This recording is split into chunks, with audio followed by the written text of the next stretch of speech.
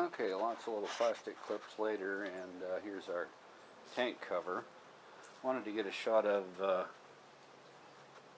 that tab right there so you can kind of see how the tank cover unhooks from the rest of the body. Then we've got a line there we can disconnect. There's rubber straps on both sides securing the back of the tank. Then the front of the tank is held on by little bolts there and a rubber dooflingy. Once we lift the tank up, we can get to the fuel line, or the other possibility, I haven't really figured out which one's handier. You could also disconnect and plug the fuel line here. This little canister is sort of a sub-tank that houses the fuel pump, and you just lift up that boot and you can see the fuel line there. Some of the other lines have connectors, so either way. Okay, so I pulled those rubber straps. I've disconnected the vent line up there on the left side of the tank. Pulled the long bolts along the front. The other thing I forgot to mention, you follow the wire for the tank sensor down to the front of the steering column. You can see that little metal tab that it, sorry about the shakes there, little metal tab that it clips to, and then there's also a release to undo that coupler. That gets us to where we... Okay, then regarding the intake snorkel, we've got a clamp here in the rubber boot where it goes into the air box. There's a plastic clip here and a plastic clip ahead of this Phillips screw, and that'll just disengage and come off, exposing the top of the throttle body, and then this whole assembly can be pulled out. Right now I'll just kind of twist it out of the way, give me a little more room to get the tank out. Oh, I might note too, this device here with the two tamper resistant torque screws and the connector there is the idle air controller. Every once in a while you'll hear of a Rincon that runs really fast. That'll often occur, or idles really fast. That'll often occur in really cold weather. What'll happen is the little valve in there will gum up, and you can just remove it and spray it out with some carb cleaner. Will generally cure that. It's one of those things happens sometimes with Rincons. Now here's our gas tank removed. I did end up just pulling that line off the fuel pump and plugging it. One of these days I'll put a quick disconnect that self-shuts off. It'll be a lot easier. And then I've got the other vent line there capped. Then it's a matter of just pulling that intake snorkel out of the rubber boot there by the air box, and you end up with this heat shield. Has cables and hoses running by it and whatnot, and just a matter of picking that stuff off and setting that off to the side.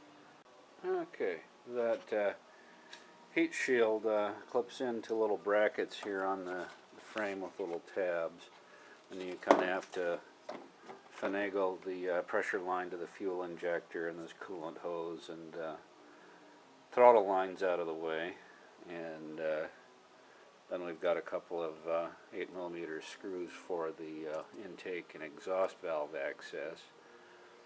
And down here on the right side of the engine, let's get a light here.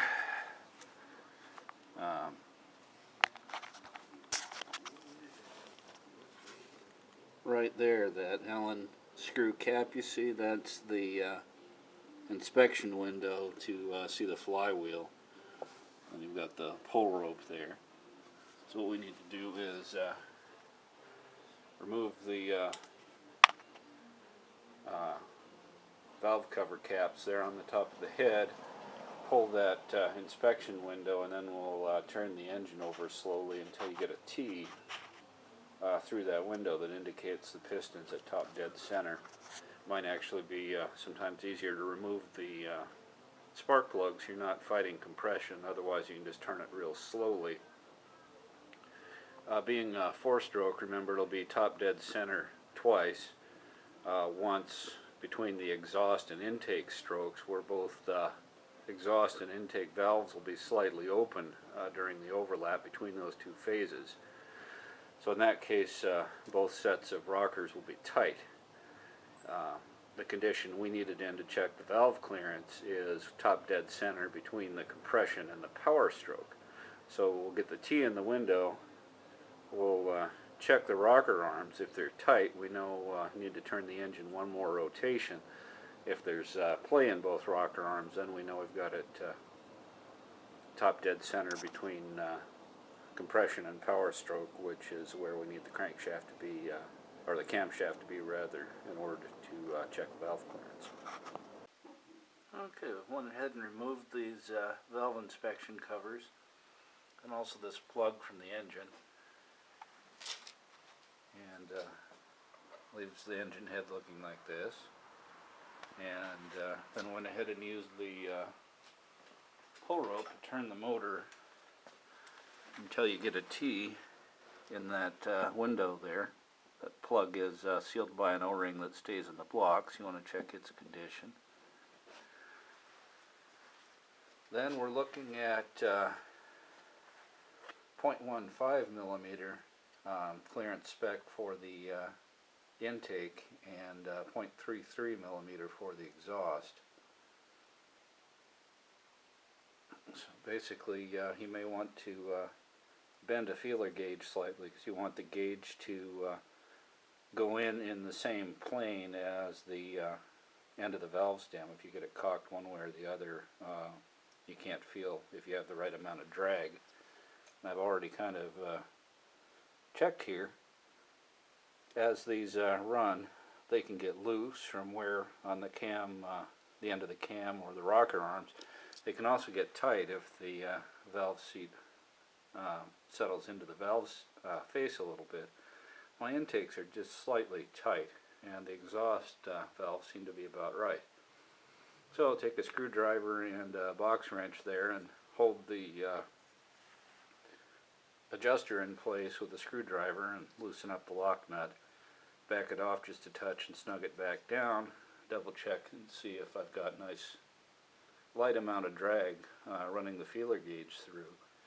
And once I've got them where I think I need them, then I'll go ahead and take my torque wrench and torque those lock nuts to 17 Newton meters. The adjusters on the valve obviously are something you don't want coming loose, and on the other hand you don't want to strip or break anything.